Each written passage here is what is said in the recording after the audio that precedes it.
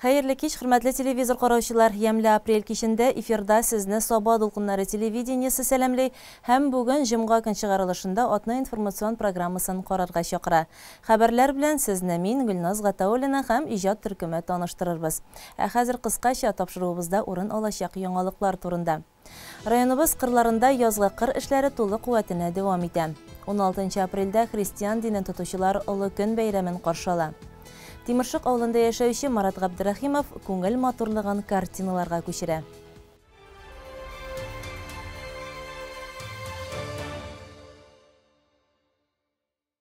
Yoz jitu bilan qish bo'yi qor ostida ko'rinmayotgan shupshar bosh qalqita boshlay. Tira-yoqni tartibga keltiruv tuzuklantiruv vaqti bu. Har yil rayonimizda umalar birdam ravishda o'tadi. O'zgan otna davomida uyushma предприятие bilemelerinde shistalik o'rnashtirildi. Үзең эшләгән бина территориясе чиста, матур булса, эшкә килүе дә күңелле. Райондашларыбыз моның шулай икәнлеген яхшы аңлый. Район электр элемтә челтәре, почта коллективы өмәне һәр ел иртә таңнан беренчеләрдән булып башкара. Башкача була да алмый, үзәк урамдагы бина халыкның күз алдында. Шүпләрне җыештыру, тырмалау, себерү, агачларның курган ботакларын җыю эшләренең үз җаваплы кешесе бар. Тырыш егетләрдән эш үзе курка. Район ветеринария берләшмәсе коллективы бойлар сабасының Киров урамын һәм үз территориясын җыештырды. Өмәгә Росгвардия спорт мәктәбе коллективы да бердәм кушылды. Ял парклары җыештырылды. Балалар бакчалары, мәктәпләр, авыл җирлекләрендә дә халык чисталык булдырды. Күмәк эш биткән эш диләр. Бергәләшеп көч куйганда башлаганны тиз генә төгәлләп табыла. Өстәвенә иркен, рәсми булмаган форматта аралашу хезмәттәшләр белән мөнәсәбәтләрне тагын да якынайта. Aprel уртасыгына булуга карамастан районыбызда язгы кыр эшләре көннән-көн киңрәк кылыш ала бара. Табигать шартлары ашыгырга мәҗбүр итә. Ямсыз җилле көннәрдә басуларда дым бик тиз югала бара. Шуңа да районыбыз кырларында язгы кыр эшләре тулы куәтенә бара. Безнең иҗат төркеме Улы Яз крестьян фермер хуҗалыгында булып, күп еллык үләннәрне тырмалауны күзәтеп, игенчеләр белән аралашып кайтты.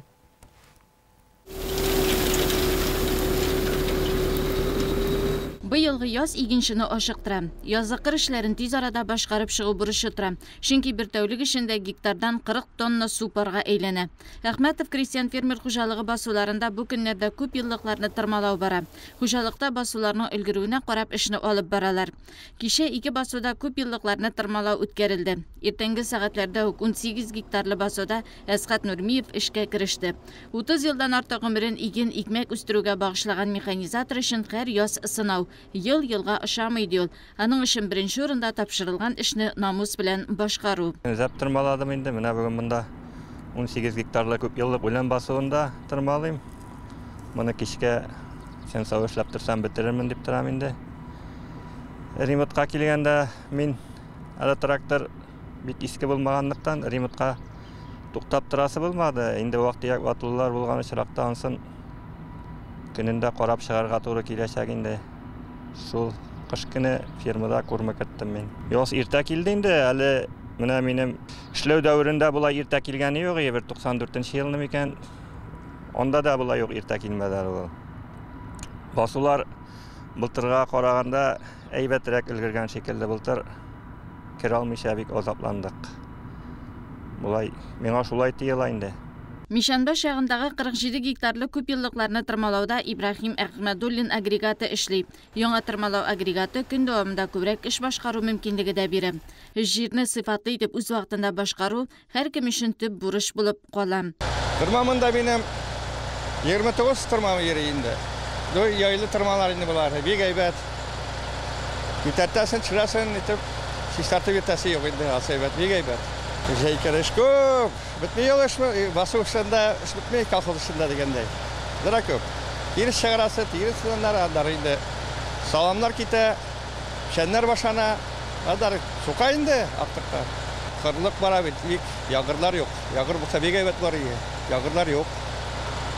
Кыры басулар. Әхмәтов крестьян фермер хуҗалыгында җай булган сайын техника паркында яңартырга тырышалар. Хуҗалык 450 гектарда бөртеклеләр, 200 гектарда кукуруз, 120 гектардан артык күп еллык үлән басуларында эш алып бара. Без бит инде табигатькә карап, һәм дә җирне өлгерүенә карап эш итәбез.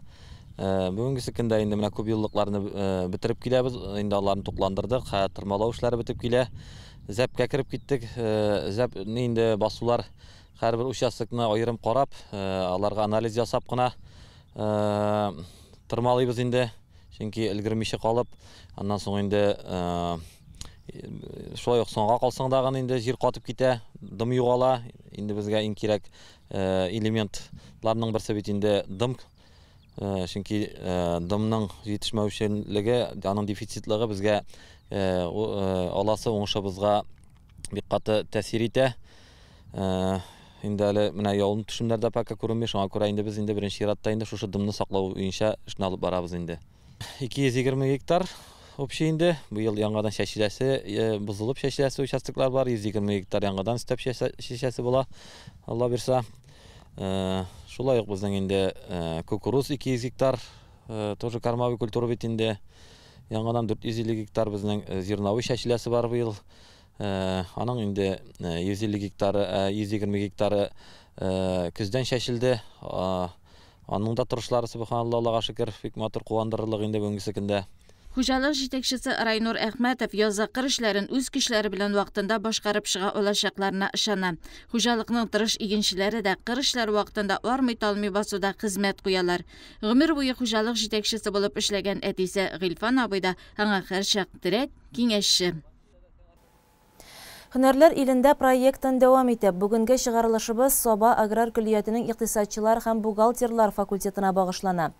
Авыл хуҗалыгы тармагына бу төр һөнәри белгечләр әзерләүдә аларның күп еллык тәҗрибәсе бар. 2009 елда шушы бинада эшли башлаганнан бирле бик күп егет-кызлар кулларына диплом алып һөнәри юнәлештә эшчәнлекләрен башлыйлар. Бүгенге көндә районыбызның күп кенә оешма предприятиеләрендә, күмәк хуҗалыкларында нәкъ менә Соба аграр көллиятен тәмамлаган икътисадчы бухгалтерлар хезмәт куя.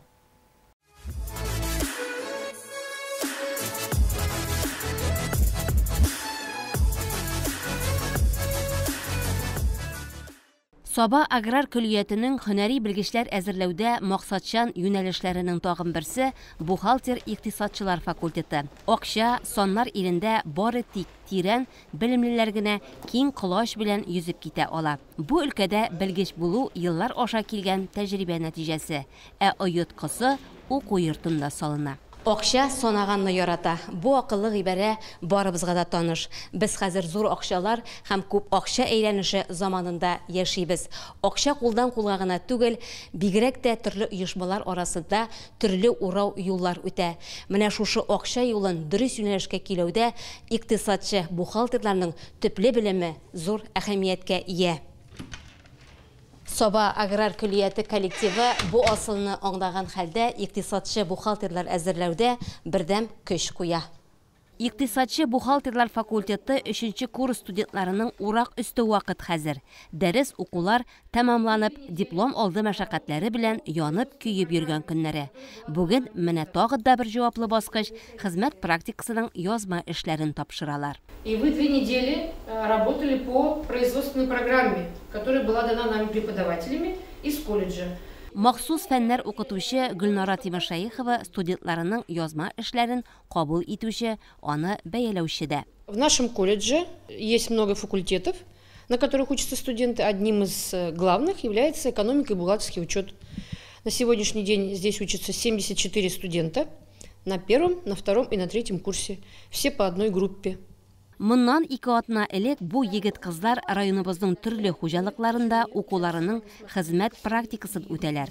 Шул аралыкта башкарган, өйрәнгән һәр гыйлемнәре тәфсилләп кулларындагы папкага тупланган. Укытучы Гөлнара Тимошаихова аны игътибарлап карый, тикшерә, бәяли. Барысы да уку-укыту программасы кысаларында булырга тиеш. Алия, где ты проходила практику? Расскажи мне, пожалуйста. Проходила практику в Юлбате, это Саблинский район. Так. Первый же день нас ознакомили. Так.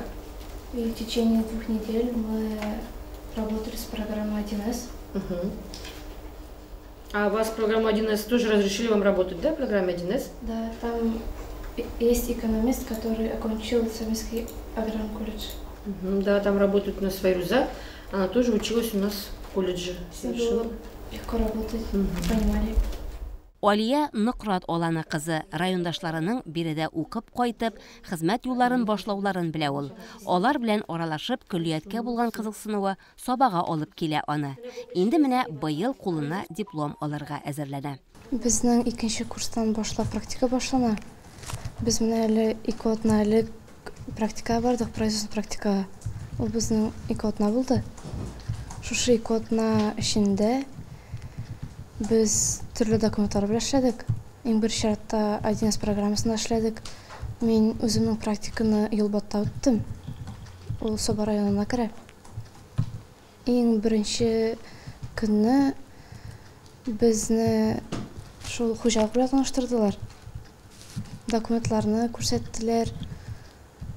Һәм алар белән бергә без 1С программасында эшләдек. Һәм аннары колледжга килгәч, без менә шундый отчет төзедек. Һәм шуны сдавать итәбез. Икътисадчы бухгалтерларның хезмәт практикасы 2 модуль буенча үтә. Анда алар беренчедән бухгалтерия эшчәнлегендә мөһим булган хисап төзү технологиясын өйрәнәләр, икенчедән касса эшен үзләштерәләр. Просмотреть, проанализировать, как что произошло, какие данные изменились за предыдущие 2 года. Так, правильно. На следующей неделе, во вторую неделю практики, из Москвы поступили годовая отчетность за 2022 год. То есть окончательно утвержденная форма. Да. Вместе с подписями и печатью. Мы их проанализировали, затем просмотрели статистическую отчетность и отчетность по вносам в внебюджетные и бюджетные фонды. Радик Шакиров бу практикасын Балтач районы кеше Лызи авылында Сырной авыл хуҗалыгы предприятиесендә үтә. Биредә аның әнисе дә бухгалтер булып эшли. Шуңа бу хезмәтнең нечкәлекләре егеткә бик таныш. Бухгалтер беренчедән бик игътибарлы кеше булырга тиеш. Күпчелек эше шул игътибарлыктан тора. Һәрбер санны, һәрбер хәрефне, һәрбер копейканы барышында санап барырга кирәк. Күреп, белеп. Бухгалтер икътисадчы белгечлеге гади хисаплауга гына нигезләнеп калмый. Беренче чиратта алар алдап күзаллап, һәр эшнең отышлы якларын таба белергә тиешләр. Студентлар теориядан тыш гаилә бюджетын өйрәнеп, өйдәге матди әйләнешне җайлау, чыгымнарсыз яшәүне бүгеннән үк үз мисалларында кулланалар. Шуның белән бергә үзенең шәхси эшен ачу буенча бизнес план төзеп, бу эшнең нечкәлекләренә алга таба үзләрен матди яктан тәэмин итәргә дә өйрәнәләр ди Гөлнара Тимошаехова. Бу белемнәр беренче курстан этаплап укытыла. С первого курса студенты уже знакомятся с понятиями такими, как экономика, право. И на высших курсах, уже на следующих курсах проходим основу бухгалтерского учета, и налоги, и экономика, и бухгалтерский баланс заполняем. То есть непосредственно работаем с той работой, которая нужна будет профессиональному бухгалтеру. Махсус әзерлекле һөнәри белгечләр, икътисадчы бухгалтерлар белергә тиешле мөһим күнекмәләр дә бар. Бу очракта ул 1С программасы. Студентлар аны фән итеп үзләштерә. Укытучылары Регина Захидуллина. Сегодня изучаем с вами 1С и делаем зарплату для июня месяца. Для сотрудников кого мы делаем? Половинкина и так далее. Открываем 1С и начинаем работу. Студентларга алларындагы ноутбуклар бу программаны үзләштерүдә төп ярдәм. Бу электрон әсбап белән эшли куллана гына бел.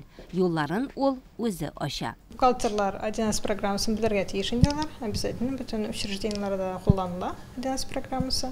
Также алар дәм экзамен бирәләр. 3нче курсын бетергәч диплом алыр алдыннан. Дәм экзамен бирмәгән очракта алар диплом алмыйлар. Шуңа күрә бик каты әзерләнәләр. 3нче курста гел даими рәвештә 1С программасы кулланыла. Хезмәт урынына килеп утырган бухгалтер кешенең төп белеме шушы 1С программасында эшли белүеннән дә торганын студентлар практик дәвамында тәмам төшенгән. Радик Шакиров аңа үз аңлатмасын да уйлап тапкан. 1С программасы ул бик үзенчәлекле. Шундый гади генә әйткәндә платформа дип әйтергә була аны. Менә шушы платформа өстендә төрле предприятиелар, оешмаларның данныйларын учетка алып була. Төрле предприятиянең, һәрбер предприятиянең үзенә аерым шундый база төзергә мөмкин. Һәм Гадиган әйткәндә, 11 программасы ул балчык, нашул балчык içində без үзебезнең хөкүмәттә булган әйберләрне, үзебезнең оешмаларда эшләгән эшләрне барысында учетка алып күрсәтеп барабыз. Акчадан файдалану процессында бик күп җыелмалар һәм бик күп каршылыклар бар. Банктан кредит алганда, хезмәткәрләргә эш хакы түләгәндә, бюджетка түләүләр күчергәндә, иминиятләштерү кертемнәре түләгәндә, тиешле оешмалар белән финанс мөнәсәбәтләре барлыкка килә. Аларны җайга салу бухгалтерның белемен эшкә җигүе булып, безнең күзгә күренә дә инде. Вторая форма, что из себя представляет бухгалтерского баланса? Во второй форме обычно заполняется чистая прибыль, выручка, также какие налоги и все затраты, которые мы в хозяйство вложили. Сколько и как, и сколько всего этого мы получили из этого. Затем у нас находим валовую прибыль, затем у нас есть еще дальше сопутствующие доходы и расходы, и после этого мы находим, то есть организация работала у нас с минусом или с плюсом, правильно же? Молодец, хорошо. Оценка 5 за учебную практику. Лилия Захидуллина бу факультетның бик тырыш студенты. Математика фәннәрен мәктәптән үк яхшы үзләштереп килгән. Шуңа уку да җиңел бирелә үзенә. Мин монда үзем теләкләр белән кирдем. Минем мәктәптә бик каты итеп укыттылар. Шуның өчен үземнең туганнардан белеп, монда үзем күченергә уйладым. Минем белән тагын 10 кеше җыелды Балташ районыннан. Мин бер тапкырда укыйм монда килгәнем өчен. Мин монда бик ошыйман укырга, бик әйбәт укыталар. Укытучылар күп белемләр белә, бик күп әйберләр белдем мин монда. И үзем бик укырга яратам. Минем күп китаплар укырга яратам. Яңа белемләр миңа бик рәхәт тоелды, бик җайлы укыдым. 3-нче курста, ягъни бу төркемдә барысы 30 студент укый. Күпчелекне кызлар тәшкил итә. Араларында 7 егет тә бар. Вьетнамлы Дин Суан Фу да биредә үзенә иптәшләр таба. Студентлар арасына җиңел кирип китә. Удмурт милләтле Вадим Байгельдин да Саба аграр көллиятен сайлавын дөрес юл дип билгели. Выбрал я этот колледж, потому что здесь учился мой брат. Он мне рассказывал тут, как все происходит. Там йога, выступления. Мне это очень понравилось. Я решил сюда поступить. И выбрал я экономиста, потому что у меня в школе было хорошо с математикой. А для бухгалтера это математика главная. Әйе, математика фәннәр патшасы. Бухгалтер һөнәрен сайлаучылар һичшиксез аның белән дус булырга тиешләр. Булган белемне тагында үстерү, ныгыту шул вакытта гына җиңел үзләштерелә. Укытучылар шушы асылны аңлаган студентлары белән горурланалар. Аларның күпчелеге көллиятның ышанычын аклап, һөнәри белгечлекләре юнәлешендә төрле оешмаларда хезмәт куялар. Выпускники колледжа у нас в дальнейшем, после окончания колледжа, многие выучились уже на профессиональных бухгалтеров, пошли уже дальше по своим стопам, высшие учебные заведения. Многие работают непосредственно по специальности, так как на наших экономистов большой спрос, не только в Сабинском районе, но и вообще в ближайших районах Республики Татарстан. Некоторые работают и главными бухгалтерами, работают и экономистами, и рядовыми бухгалтерами. То есть на всех всегда приходит положительная характеристика, хорошие отзывы о том, что они обладают высокими профессиональными знаниями. Бізден специалисттар болып шығып кетелер. Алар бик көп организация Саба районында да таралышканнар біздің студентлар. И бик востребованы. Хәзерге вакытта да практика вакытында булса да сорап алалар бүтән организацияга именно безнең клиент укучылары кирәк. Ил белән эшчеләргә кытлык кичергәндә көллиятның белемле, тәрбияле, һөнәри белгечләр әзерләп олы тормышка озатуы мактауга лаек. Бүгенге икътисад шартларында көндәшлеккә сәләтле шәхес тәрбияләү аларның беренче санлы бурычы. 1 апрельдән газета журналларга язылу башланды, инде 10 апрельдән алып 20-сенә кадәр ташламалы язылу кампаниясе бара. Байлар сабасында яшәүче Мәгданур абый журналистикага бик тә якын кеше. Районда нәшер ителүче Җирле Саба таңнары газетасының актив хәбәрчесе ул. Язмалары әледән-әле матбугат битендә күренеп, халыкка кызыклы фикерләре урнаштырылып тора. Үзе дә һәр ярты ел саен күпләп республика матбугатын алдыра. Газет журналларын балачактан ук укырга яратабыз. Колхоз байрагы чыгадыр бит хәзер Саба таңнары. У дәрестә укый белә башлаганнан бирле шуны укып киләбез. Хәзер инде бигрәк тә журналлар алырга тырышабыз. Симбика журналы. Безнең Саба таңнары, безнең газетны бик яратып укыйм. Шәһри Казан газетасы бик игелекле газет. Укырга тырышабыз. Укырга кирәк. Укысаң бик күп фикерләр ишетәсең, яңалыклар ишетәсең. Кортлар бик күп чәчәкләрдән, миллионлаган чәчәкләрдән һәр берсенә кумып бал зыялар. Шуның шикелле бездә яңа фикерләр ишетәбез, үзебезгә акыл зыябыз. Газет журналларга язылырга тәкъдим итәләр, чөнки алар һәр көннең яңалыкларын районыбызның, авылыбызның яңалыкларын әйтеп торалар. Бик матур рубрикалар белән, менә авылым бизәкләре чыгып килә. Бик яратып укыйбыз, кешеләрен күрәбез. Хезмәтләрен беләбез. Саба таңнары газетасы исә бер гасырга якын райондашларын төбәк хәбәрләре, аның тормышы белән таныштырып бара. Ул һәр өйдә көтелгән кунак. Бүгенге көндә 2000-нән артык тираж белән атнага 2 тапкыр нәшер ителә. Билгеле булганча, 1 апрельдән алып 1 июльгә кадәр газета журналларга язылу оештырыла. Biz de indi әлеге нисбәттән Саба таңнары газетасына язылуны оештырабыз. 10 апрельдән 20 апрельгә безнең инде ташламалы язылу күздә тотыла.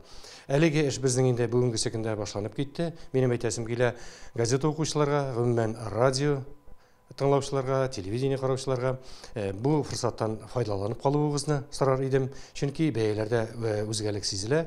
Әйтик, безнең газетага язылуның төп бәясе 840 сум булса, инде ташламалы язылу вакытында ул 774 сум 18 тиен тәшкил итә. Мөмкин альтернатив форматта язылырга, бу инде газетага язылып, редакциядән газетаны алып китү шарты белән. Ул вакытта инде безнең газетага язылуның бәясе 540 сум тәшкил итә. Газета укучыларыбызны яңа рубрикалар белән, яңа материаллар белән кызыксындырырга тырышабыз. Шул ук вакытта инде көндәлек алып барыла торган район яңалыкларын әлбәттә калдырмыйбыз. Хәбәрчеләребез белән әлдән-әле элемтәдә була торабыз һәм инде аларның да язмаларын без газета битләрендә яктыртырга тырышабыз. Россия почтасының Саба бүлеге мәгълүматларына караганда, район халкы күп төрдә журнал һәм газетлар алдыра. Шулар арасында Татмедиа акционерлык җәмгыяте чыгаручы матбугатка да язылучылар бар. Бигрәк тә Шәһри Казан язмыш, Казанские ведомости газетлары, Сөембикә, Казан утлары, Идел журналлары, балалар өчен Салават күпре, Ялкын кебек нәшерләрне райондашларыбыз яратып алдыра. Ә инде 10 апрельдән 20 апрельгә кадәр бөтен Россия язылу декадасы бара. Укучылар Татмедиа акционерлык җәмгыятенең газета һәм журналларына 13% ташлама белән языла ала. Әбүнәне почта бүлекчәләрендә яки tatmedia.ru сайтында онлайн рәвештә дә рәсмиләштерергә мөмкин. Россия президенты Владимир Путин 2023 елны укытучы һәм остаз елы дип игълан итте. Бу карар укытучыларның югары статусын тану һәм аларның башкарган эшенең мөһимлеге турында сөйли. Президент биргән күп йөкләмәләр укытучы һөнәренең абруен күтәрүгә, аларга социаль ярдәм күрсәтүгә, һөнәри үсешкә карашны үзгәртүгә юнәлтелә. Без дә әлеге һөнәр ияләренә эфирыбызда киң урын бирәбез. Алдагы сюжетыбыз Саба урта мәктәбендә төшерелде.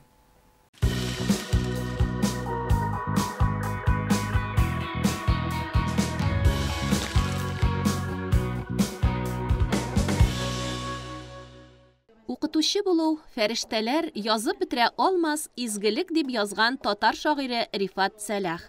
Нәни куллардан тотып язарга өйрәтүче, сабиларның самими күңеленә тәүге белем орлыкларын салучы беренче укытучылар чыннан да изгеләрнең изгесе. Сюжетыбыз геройы Миләүшә Әлфәт кызы Муратова да әлеге изге һөнәрне сайлаган. Байлар сабасында урта мәктәпне тәмамлап, Ярчаллы шәһәрендә укуын дәвам итә ул. Башлангыч сыйныфлар укытучысы дигән белгечлекне алган кызны шәһәрдә гимназиядә укытырга калырга бик кыстасалар да, туган туфрак үзенә тарта.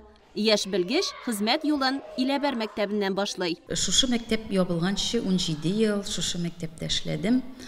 Һәм бу мәктәп, бәләкәй мәктәп, Измә урта мәктәбенең филиалы булып санала иде. Бу чорда үзем белән эшләгән хезмәттәшләрем бик җылылык белән сагынып искә алам, күңелле чаклар иде. Мин үземнең остазларым дип, ул вакытта Измә мәктәбендә директор булып эшләүче Муллагали Шахвалиевич, директор урынбасары Илнур Зиннатович, башлангыч сыйныф укытучылары Фәйрүзә Хасиятовна, Әлфия Накиповналарны саныйм инде үземнең остазларым дип, аларга рәхмәт хисләрем бик зур. 2011 елда Миләүшә ханым Саба гимназиясына эшкә кайта. 10 ел буе иңне иңгә куеп эшләгән хезмәттәшләренә дә бик хәер хаклы мөгаллимә. Ә инде бүгенге көндә Казан федераль университетын тәмамлап, бу уку елында гына башлангыч сыйныфлар укытучысы булып эшли башлаган Илүзә Фәрхиева өчен 28 ел буе балаларга белем һәм тәрбия бирүче Миләүшә Әлфәт кызы үзе үк остаз. Шушы зур юлга аяк басканда янымда тәҗрибәле остаз укытучылар булуына бик сөендем. Методик яктан да, төрле эш формаларын сайлаганда, яңа стандарт буенча эшләгәндә дә сорауларым туса, Миләүшә Әлфәтовнага мөрәҗәгать итәм. Ул миңа һәрвакыт үзенең киңәшләре белән ярдәм итә, тәҗрибәсе белән уртаклаша. Бик зур рәхмәт аңа. Миләүшә Муратова дәресләре бик кызыклы, мавыктыргыч үтә. Укытучы балаларга әзер белемнәр генә биреп калмыйча, аларга шул белемнәрне алу юлларын күрсәтә, юнәлеш бирә. Кызлар укытучы апалары турында бик яратып сөйлиләр. Мин рәсем һәм технология дәресләрен бик тә яратам. Миләүшә Әлфәтовна художниклар турында сөйли һәм матур итеп рәсемнәр ясарга өйрәтә. Без үзебезнең рәсемнәрне конкурсларга җибәрәбез. Миләүшә Әлфәтовна безне олимпиадаларны һәм конкурсларга әзерли.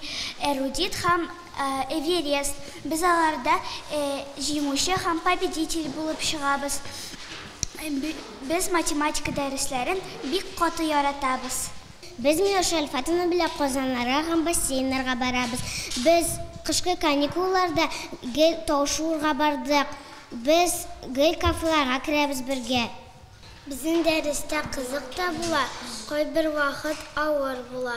Авыр булса Миләүшә Әлфәтовна безгә ярдәм итә. Хыялы башка булса да, кечкенә чакта укытучы булып уйнарга яраткан Миләүшә ханым. Балаларны яхшырак аңлар өчен, алар белән бер дулкында булырга кирәк дип саный ул. Һәм кайбер яңалыкларны үзенең укучыларыннан да өйрәнә. Минем хыялым врач булу иде, чөнки мин мәктәптә укыганда биология, химия, физика дәресләрен бик яраттым. Шуның өчен мин укытучыларыма, укытучы елы булгач рәхмәт әйтеп китәсем килә.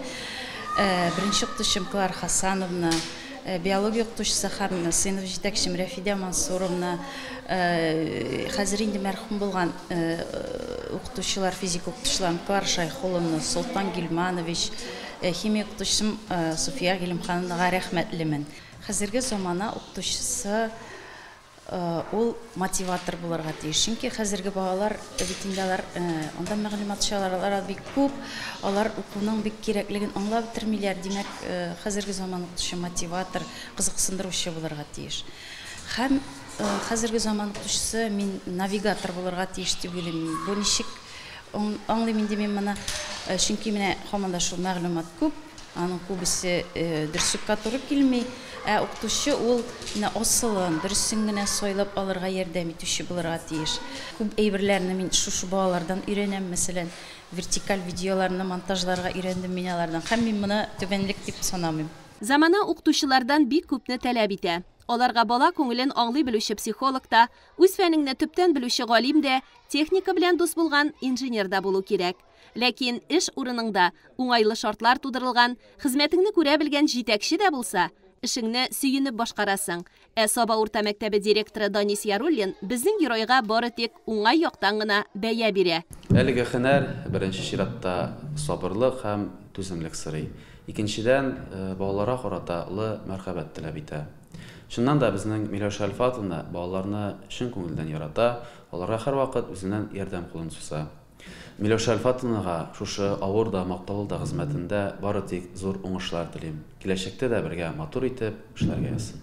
Укытучы иң беренче шәхес булырга тиеш дигән девизга тугры булып яшәүче Миләүшә Әлфәт кызы мәгарифнең киләчәген дә бик өметле итеп күрә. Безнең коллективтан чыгып кына фикер йөртсәң дә, бездә яшьләр бик күп. 8 башлангыч сыйныф укытучысының 4 яшьләр. Алар шундый ягымлылар, шундый сәләтлеләр, шундый белемлеләр, безне яшәртеп торучылар гел. Аннар тагын бит әле безнең директорыбыз да, урынбасарлары да яшьләр. Менә яңа мәктәпне башлап җибәргәндә күреп торам, аларга җиңел булмагандыр, ләкин алар сынатмыйлар. Олысын олы итеп, кечесен кече итеп безне туплап эшләтәләр. Уңай атмосфера тудыралар. Рәхмәт аларга. Гадел тырыш, балаларны чын күңелдән яратучы укытучы ханым, гаиләдә яраткан әни дә. Кызы Фәридә Казан Федераль университетының Халыкара багланышлар институтының 2нче курс студенткасы. Улы Булат Кытайның Дунбей финанс-икътисад университетын тамамлаган. Хәзерге вакытта армия сафларында хезмәт итә. Гөберлеккә сайлаган хезмәте Миләүшә Муратованы шатландырып, сафландырып тора. Шуңа да аның күңеле һаман яшь.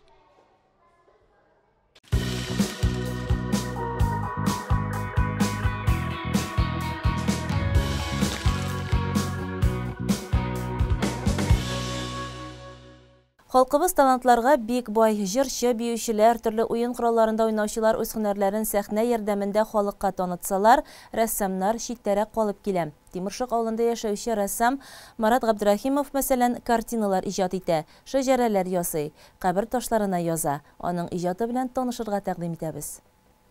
Бала чакта кем генә төсле каләмнәр, буяулар алып рәсем ясамаган. Нәни чакта ясаган әти-әнинең портреты, зәңгәр күк йөзе, кояш, чәчәкләр барсы да искиткеч. Үзебез иң оста рәссам булып тоелганбыздыр.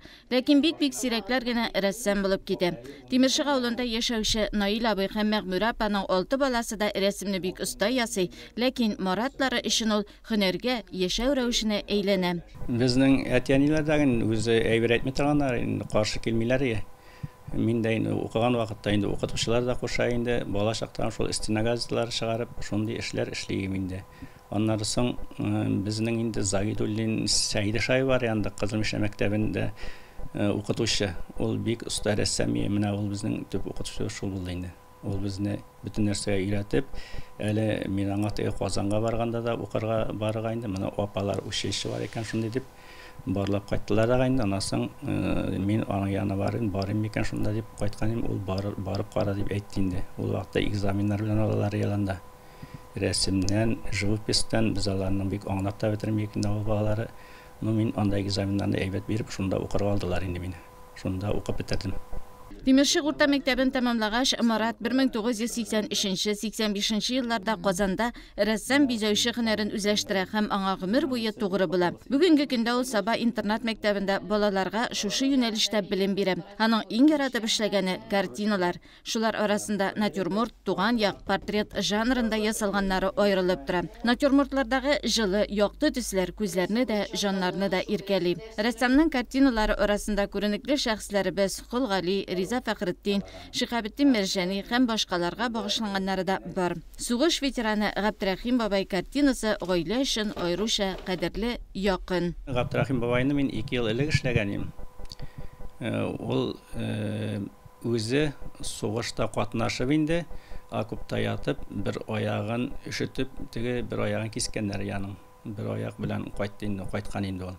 Шул килеш инде инвалид булып турып, шайтып үлеп китте. Менә шул аның фотографиясе бар, шул фотографияга карап эшләгән портрет ул минем. Нурлы авыл иләре, җилтер чишмәләр, Марат Габдрахимов картиналарына күчеп, күңелләрдә матурлыкка соклану хисләре уята. Урманнар, кырлар, авылның теге матур урыннарын эшлим инде күп вакытта инде безнең менә Изгеләр чишмәсе, Асылмалы басма менә монда бар инде безнең кырыйда гына инде Асылмалы басмаларны бик күп кеше алып китте инде шәһәрдән кайткан кешеләр дәгән, миңа ясаталар дәгән, шул алып китәләр, үзләренә инде стеналарына илеп куялар инде. Шундый эшләр инде күбрәк.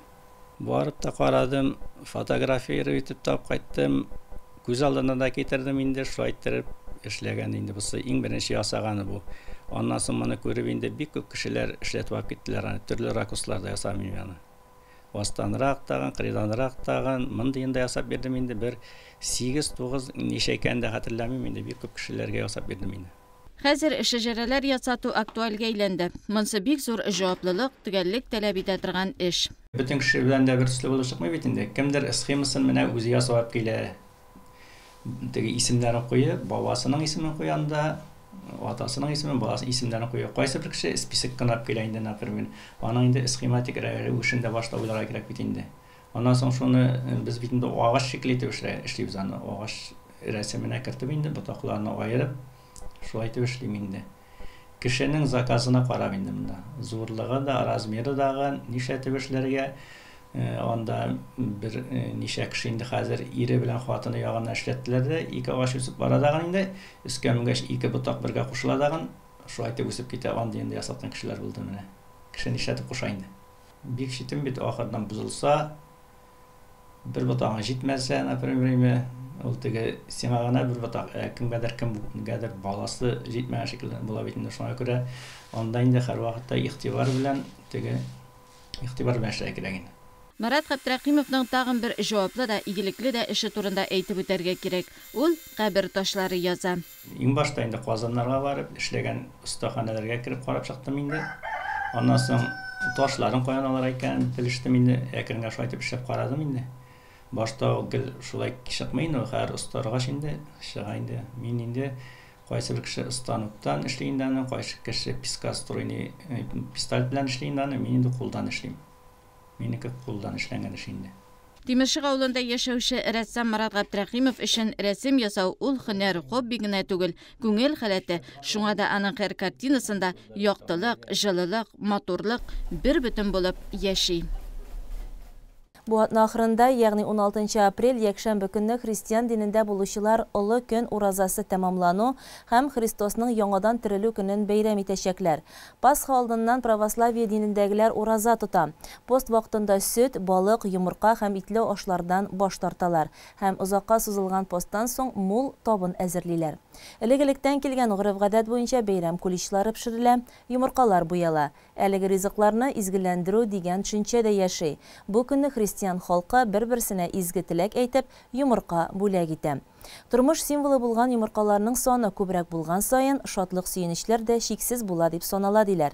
Bu günlerde bizning ijat türküme Şömerden avlunda yaşayışı Hristiyanlar bilen uçraşıp, beyramge əzirlik barışı bilen tanışıp qaytdı. Храм районыбызда бердән бер һәм ул 2004 елдан бирле эшләп килә. Биредә барлык дини йолалар да башкарыла. Ә күршедә 2017 елда нигез салынган яңа храм. Ул эшке эшләре тамамлангач хезмәт күрсәтә башлаячак. Пасха бәйрәме якынлашканда бәйрәм алды гыйбадәтләре үтә. Прихожаннар бу көннәрдә гөнаһларын ярлыкауны сорыйлар, күңелләрен чистарталар. Сейчас идет Страстная Седмица. Это когда православные христиане готовятся к самому большому торжеству, самому празднику из торжеств, к Пасхе Христовой. То есть зачастую вот много, значит, люди думают, что вот сам праздник Пасхи проводится именно вот будет в этом году проводиться 16 числа, 16 апреля в воскресенье. А на самом деле Святая Церковь до праздника Пасхи изначально подготавливает верующих христиан за 48 дней. Значит, 48 дней – это Великого Поста. Вот у нас сейчас Святая Четыредесятница закончилась, значит, 40 дней мы уже пропастились, и сейчас у нас идет самая ответственная седмица, значит, страстная, где мы уже постимся ради страстей Христовых. И вот она у нас началась с понедельника. Православие динендә булучы христианнарның посты 48 көн дәвам итә. Аның соңгы 7 көне аеруча эчтәлекле. Бүгенге җомга кичендә алар гыйбадәттә уздырачак.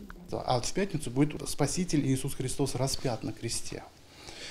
И будет в храме тоже служиться такое, значит, вечернее богослужение, оно очень такое молитвенное, даже немножко по себе грустное.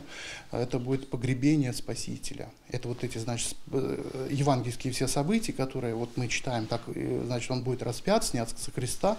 Вот эти все, значит, под видом богослужения будет совершаться во всех храмах. Ну и, соответственно, и в нашем тоже. Ну, в субботу у нас будет отслужено уже схождение в ад Спасителя, где он, значит, спустится в ад, будет забирать всех праведников оттуда. И самое главное наше, конечно, богослужение, это будет отслужено ночью, начало которого ровно в 12 часов ночи.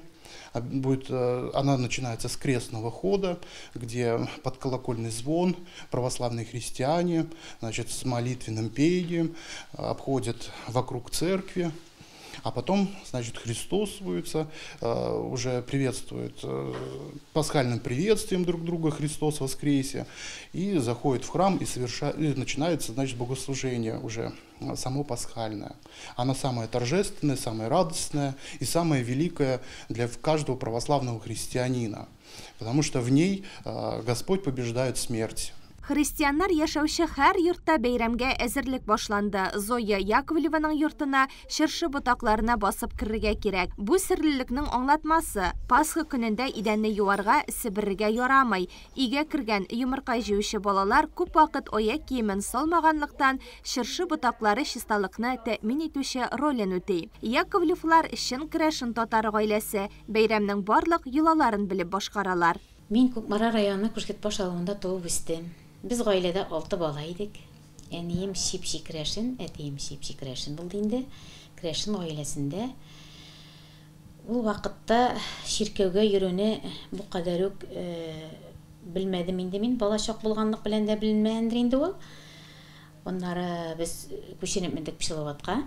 Безне дингә кертергә тырышты инде әни. Менә шушы кенәгәләрдән иманнарны күчертә иде инде. Общий дәфтәрләргә күчерегез әле бу кенәгә минеке түгел дип, моны хуҗасы иясенә тапшырырга кирәк дип инде. Без шуны күчерә идек. 90-нчы псаломны инде үзең белән җыртырга кирәкле дип, ул аны инде безгә ятлаттырды. Мин аны инде ятладым. Бик тырышып, һәм пишәнгә кергәч, пишән чапкан җирдә яшенләп яңгырлар килгәндә, әтине яшен сукмасын дип, шул әти кырыенда шул иманны әйтә идем. Дини кенәгәләр инең иң кадерле әдәбияты. 48 көн буе үлгәннәр өчен псалтирны укыйлар. Апрель аенда табигать уянгач, инешләр буенда үсә торган тал тирәкләр бүре кабартып чәчәк ата. Менә шуны керәшеннәр бәрмәнчек диләр. Шул песиле нәзик ботакларны алып кайтып, тәрәзә кашагаларына изгеләр сурәте каршына куялар. Бәрмәнчеккә бәйле йолалар бик күптәннән килә. Төрле ырымнар бәрмәнчек белән бәйле. Аның песиләре им дава көченә ия исәпләнә. Ипи эченә салып пешергәннән соң малларга ашаталар. Әгәр кеше 9 песи бөресе ашаса, бизгәк белән авырмаган. Балага узмаган хатыннарга изгеләтелгән бәрмәнчек бөресе ашарга киңәш иткәннәр. Язын малларны беренче тапкыр көтүгә чыгарганда песиле тал чыбыгы белән куганнар. Аны юлда ташлап калдырга ярамаган, өйгә алып кайтырга һәм абзар кыегына кадап куярга киңәш ителгән. Шулай эшләгәндә маллар исән-сау тора, барысы да өйгә кайта. Кашманган суларны 19 январь көнне оп кайтабыз индеме. Аны ел буе кулланабыз. Мин аның шифасында тоям, дөрестән дә тоям. Балаларда әзгенә кәефсезләнсә, башларын сыпырып җибәрсәң, битләрен сыпырып җибәрсәң дә көйгә киләләр алар хәзер. Үзем дә менә тамчы гына тамызып, шашкага гел шуны эчәм инде. Ел буе шуны кулланам. Менә пси агачына килгәндә, пси агачы тоже ел буе саклыйбыз, ташламыйбыз. Икенче елныкын оп кайтканчы ул безнең тора. Икенче елныкын оп кайткач, мунча пишенә ягабыз инде. Пасха күкәйләрен, менә булар инде күргәнегезчә узган елгы пасха күкәйләре. Мин аларны саклыйм. Җилдә, давылда, яшендә, әзгенә погода кәефсезләнеп китсә, мин аларны тәрәзә белән таратып чыгам. Яшеннәр кермәсен өйгә дип инде, ут күздән сакласын дип, аннары җыеп алам инде. Ширкәүдә изгеләндерелгән кулич песи бөреләре искермей, йомырка хәтта ел буе исләнми саклана. Өстәлдәгеләре узган елгы бәйрәмнән калган. Олы көн йомыркасын пешерү иң изге йолаларның берсе. Ул кызыл төстә булырга тиеш. Йомырка тормыш символы, кызыл төс коткаручы каны булып санала. Ул мәңгелек тормышны аңлата. Аларны кызыктыргыч итеп бизәү дә мөһим. Мин инде суган кабыгы белән кызарткан йомырканы яратам. Ничек кенә булмасын, нинди күлмәкләр кидертсәк тә, ничек итеп ясасак та, суган кабыгы белән кызарткан йомырка икенче төрле инде. Икенче тәмле ул. Шимбәдән якшәмбегә каршы төндә игә беренче булып ир-ат керсә, яхшыга юрала. Халыкта Пасха төне һәм иртәнге гыйбадәт вакытына бәйле рәвештә табигатьтән үстен көчләргә ышану яши. Ә иртән нәрсә теләсәң, шул тормышка аша диләр. Йортка беренче малайлар кергәнен яраталар инде. 12-нең тыягына чыгуга инде. Авыл җирләрендә, Шәмәрдәндә алай булмаса да, авыл җирендә йөри башлыйлар малайлар. Кызлар инде беренче килгән булса да, малайларны кертәләр, чөнки инде йортка малай кергәнне яратабыз. Бу көн христианнарның иң якты һәм күркәм, өмет, яз, рухи яңарыш бәйрәме. Пасха намус кушканча яшәргә, шәфкатьле булырга өндый, ә 7 атна дәвам итүче пост күңелне, тәнне чистарта. Ураза тоткан вакытта шушы ризыкларны белән тукланабыз инде. Күбрәк гөмбә ризыклары, яшелчә, җиләк җимеш инде. Өстәл тутырык ризык, шөкер Худайга, барда бар бит инде. Нәрсә әзерләсәң була. Уразаны тотарга була. Шәмәрдән мәдәният йортында һәр милли бәйрәм игътибар үзәгендә. Без килгәндә Кояш нурлары клуб берләшмәсенә йөрүче, сәламәтлеге ягыннан физик мөмкинлеге шикле балалар бәйрәмнең йоласы, атрибутлары хакында сөйләшергә җыелган иде. С нашим клубом мы работаем каждую неделю, собираемся с детьми. Они с большим удовольствием ходят к нам. Вот сегодня мы тоже собрались, чтобы подготовка к Пасхе, мы хотим провести мероприятие мастер-класс. Әлеге клубка барлыгы 12 бала йөри. Район буенча исәпләгәндә аларның саны 37-гә җитә. Мне очень понравилось наклейки, стразы и всего такого. Покупаем куличи и едим их. Они очень вкусные. Иногда мы сами их украшаем. А яички собираешь? Нет. Нет. Ну, мне не хочется яиц. Еще как проводите праздник? Ну, что еще делаете? Украшаем яйца иногда, вот. Наряжаем тоже. Вот. Потом отдаем детям сами. И все. Мы в каждом году украшаем яйца, собираем их и раздаем гостям, которые к нам приходят. Бүгінгі мастер-класс бик ашады. Онда күп нәрсә белдек без. Бүген колледжлар турында, нурасын күкәйләр турында. Бу балаларның кызыксынуы көчле, мәдәният хезмәткәрләре сөйләгән һәр сүзне истә калдырып тыңладылар. Ребята, сейчас я вам расскажу историю, почему же пасхальные яйца мы красим разноцветные цвета, также украшаем. Когда Иисус Христос был маленький, его мама делала из них различные цветные украшения, как игрушки, да? И показывала своему ребеночку, то есть Иисусу Христу. Но также считается еще одна версия. После того, как Иисус Христос воскрес, один человек подходил к царю и сказал: Иисус Христос воскрес, и подарил ему яичко. Но этот царь сказал: если это правда, это яйцо сейчас же покраснеет у меня в руках. Он не поверил в это. Однако яйцо, которое находилось у него в руке, приобрел красный цвет. С тех пор все удивились. Это был легендарный момент, который доказывал, что Иисус Христос действительно воскрес из мертвых. Поэтому, когда в этот праздник раздают яйца, говорят: Иисус Христос воскрес, да? А тот, который принимает, говорит: воистину воскрес. Татар язучысы Аяз Гыйләҗевтә һәр бәйрәмнең үз төсе, үз йоласы, үз тәртибе бар. Улы көннәр, керәшеннәр өчен яз, балачак, балалар бәйрәме, дуслык бәйрәме ул дип язган. Шәмәрдән храмында бәйрәм литургиясында теләгән һәр кем катнаша, йомыркаларны, куличларны чиркәүгә изгеләндерергә алып килә ала. Православие динен тотучыларны бәйрәмнәре белән котлыйбыз. Дорогие братья и сестры, уважаемые жители села Шимардан, православные христиане, поздравляю вас с наступающим светлым праздником, Воскресением Христова. Хотелось бы пожелать в этот праздничный день, чтобы вы обрели крепкую веру, почаще обращались к Господу со своей молитвой и ходили на праздничные богослужения, которые совершаются в нашем храме. Приходите в наш храм, будем совершать вместе богослужения, будем молиться, идти ко Христу, просвещаться в вере Христовой. И чем будем больше с вами встречаться за богослужением, тем самым мы будем просвещаться в нашей вере Христовой, вере православной. Поздравляю с наступающим праздником Пасхи, желаю вам всем крепкого здравия, долгоденствия и мирного жития. Храни вас всех Господь и Царица Небесная. Иштуган авылында Тюрагай Удмурт фольклор ансамбле коллективы моннан 25 ел элек оештырыла. Авылларда элек хәзергә караганда кеше күбрәк яшәгән, гореф-гадәтләргә дә көчлерәк игътибар бирелгән. Ансамбльнең беренче җитәкчесе Елизавета Давыдова була. Аннан соң ансамбль белән мәдәният йорты җитәкчесе Светлана Иванова җитәкчелек итә. Тюрагай ансамбле оешкан көннән бирле актив эш алып бара. Ул районда һәм республикада оештырылучы төрле бәйгеләрдә җиңүләр яулый. Фольклор коллективның 25 еллыгы уңаеннан мәдәният йортында зур бәйрәм узды. Иштуган авыл мәдәният йорты төрле халыкларның дәртле җырларыннан, шаян биюләреннән яңгырап торды ул көнне. Биредә Тюрагай Удмурт фольклор ансамбленең 25 еллык юбилей кичәсе иде.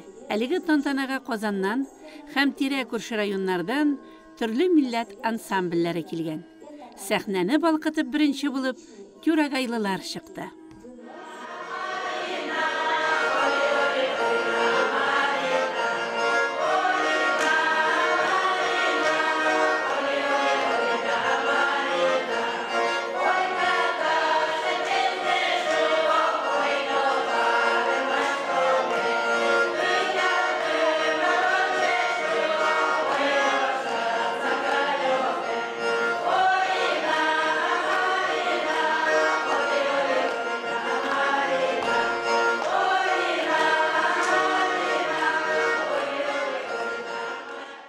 Тамаша залында аларны бик җылы каршы алдылар. Иштуган авылында 25 ел элек эшли башлаган ансамбль хәзер үз аягында нык басып тора.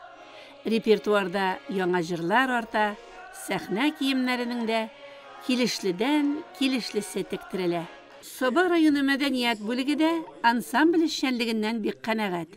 Мәдәният бүлеге мөдире Рөстәм Заһидуллин исә аларны тәбрикләп, иң изге теләкләрен җиткерде. Кая чакырсалар, шунда җибәрәбез.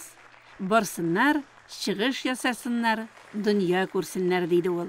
Аннары сәхнәгә Иштуган авыл җирлеге башлыгы Дамир Гайнетдинов күтәрелде. Ул ансамбльне тәбрикләп, бүләкләрен тапшырды. Җитәкчеләре Светлана Ивановага алга таба да иҗади эзләнүләр һәм уңышлы чыгышлар теләде.